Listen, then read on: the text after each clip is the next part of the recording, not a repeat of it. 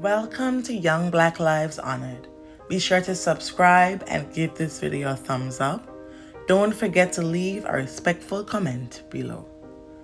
This video is a follow-up to episode 68, so if you have not watched that video as yet, I suggest that you do.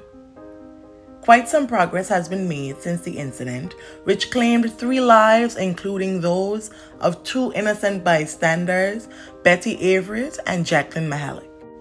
According to court documents, detectives were able to put together what happened prior to the tragedy through surveillance video which captured the incident.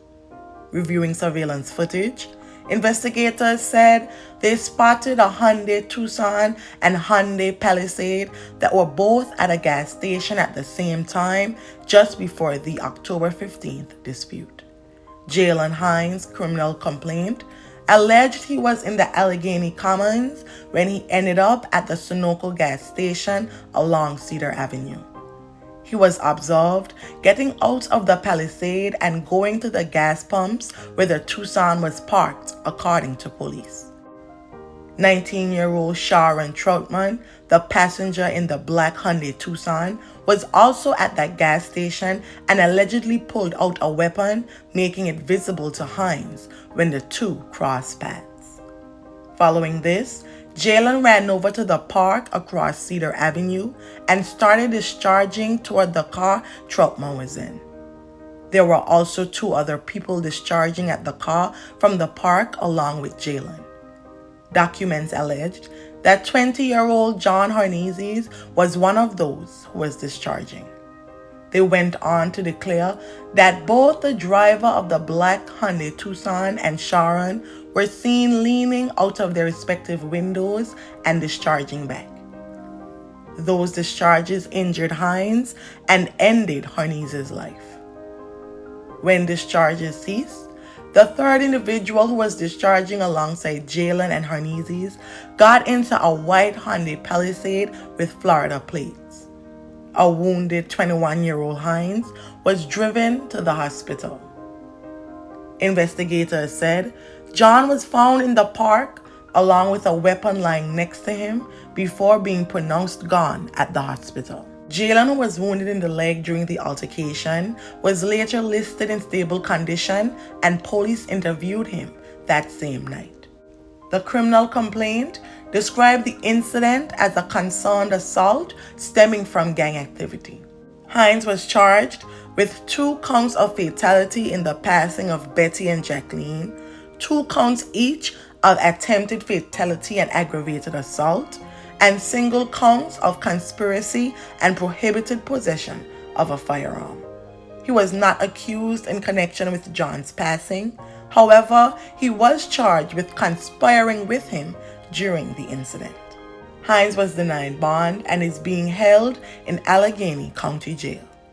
Troutman was charged with 1 count of criminal fatality, attempted fatality, 1 count of aggravated assault, 2 counts of conspiracy to commit fatality, and 1 count each of persons not to possess a firearm and carrying a firearm without a license. Sharon was already in custody following an arrest on illegal weapon possession charges 2 days prior. His bail was also denied, citing that he was considered a threat to a victim and the community.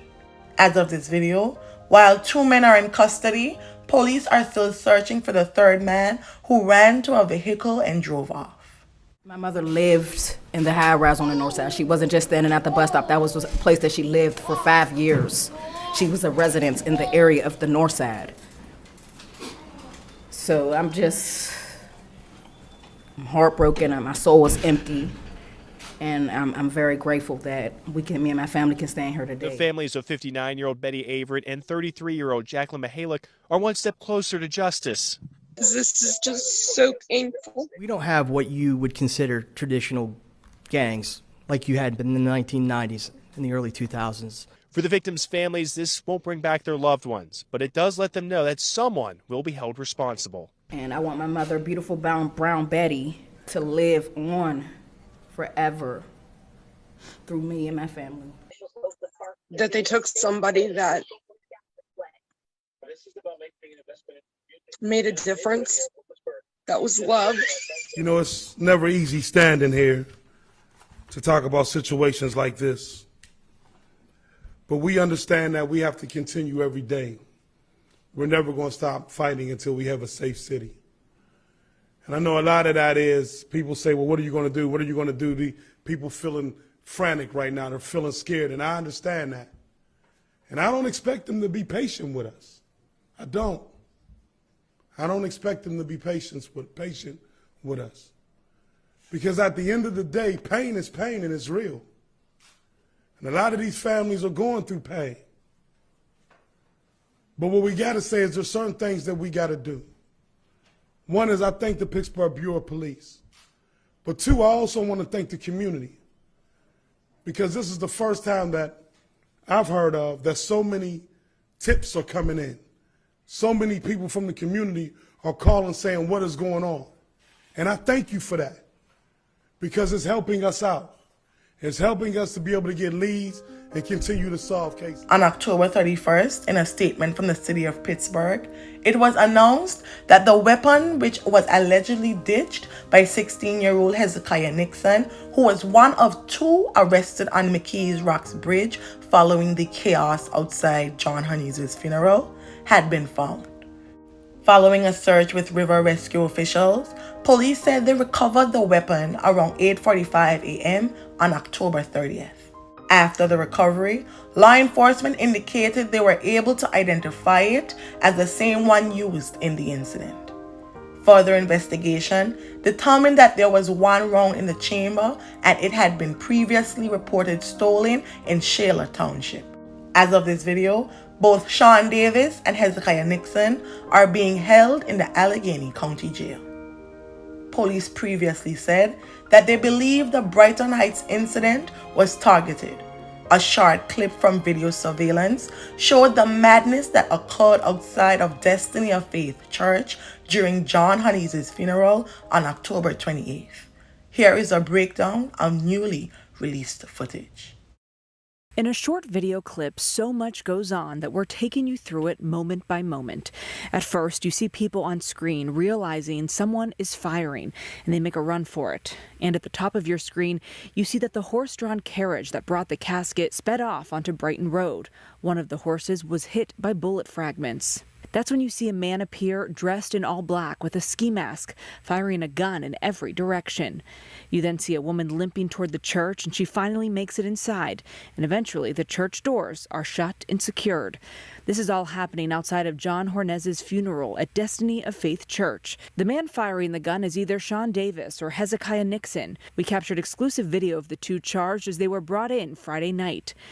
Police say they used surveillance video to help identify them and caught up to them that evening on the McKees Rocks Bridge. Other footage from the funeral's live stream showed what those who attended and were inside the church experienced after the discharges began. A review of court documents showed that both Nixon and Davis had legal issues prior to their most recent arrest. Davis was one of the teens accused of opening fire at Ross Park Mall in 2021. Police said an altercation led to discharges inside the mall. No one was hit, but it sent shoppers in the crowded mall fleeing for cover. Davis was charged as a juvenile, but the case was dismissed after a judge ruled there were some identification issues. Allegedly, Davis's hand tested positive for weapon residue. Prior to the Ross Park incident, Sean was charged with aggravated assault and possession of a firearm in August 2020. He was charged as an adult in that case and later pleaded guilty. His bond was revoked following the Ross Park chaos. A judge gave Davis credit for time served, and he was released after serving approximately 7 months of a 10 to 23-month sentence. He was ordered on probation for 3 years and placed on electronic monitoring for 6 months. The day of John's funeral would have been his last day on house arrest. Nixon was charged as a juvenile with aggravated assault after discharging a weapon into a crowd of people previously. No one was hit, and Nixon was apparently sent to an after-school program. May the family and friends of those who mourn find solace in the happy memories, and may their souls rest in perpetual peace. Thank you.